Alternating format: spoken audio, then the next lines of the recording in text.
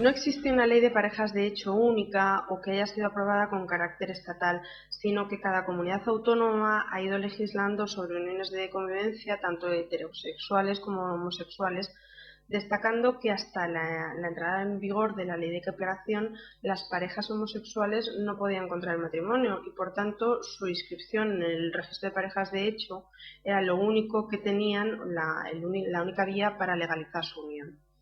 La ley de parejas de hecho en España, la pionera, es la ley catalana, que se aprobó en el año 1998. Después le han seguido Aragón, Baleares, Asturias, Madrid y así hasta alcanzar un total de 13 leyes autonómicas. La más reciente es la ley gallega.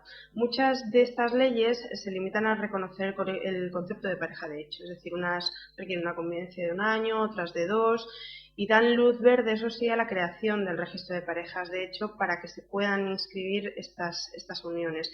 Y no solamente lo que es la unión, sino también los pactos económicos que los miembros de la unión han alcanzado y que regirán durante su vida en común. Respecto a los derechos sucesorios, los únicos que se reconocen, y no todas las leyes, es el derecho del miembro de la pareja a permanecer en el uso de la vivienda común durante al menos 1 año desde el fallecimiento y a utilizar lo que es el ajuar, esto es, los enseres personales y de uso corriente. Si hay joyas o bienes de valor, estos ya formarían parte de la herencia y no se extendería sobre ellos este derecho de uso. Se echa de menos un poco de valentía en aquellas comunidades que tienen una legislación civil propia para reconocer mayores derechos a las parejas de hecho, sobre todo en materia sucesoria, dado que el número de parejas de hecho es cada vez mayor y constituyen una realidad social plenamente aceptada.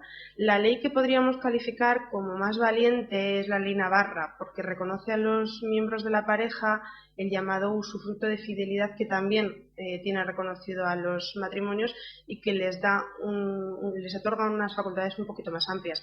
Pero insistimos, es derecho de uso, no de propiedad. Si lo que desea es proteger a su pareja y ampliar estos derechos sucesorios, lo más recomendable es otorgar testamento. Testamento que no es demasiado caro en España. Otorgar testamento en copia simple suele rondar unos 40 euros y en copia auténtica unos 70 o 80 aproximadamente.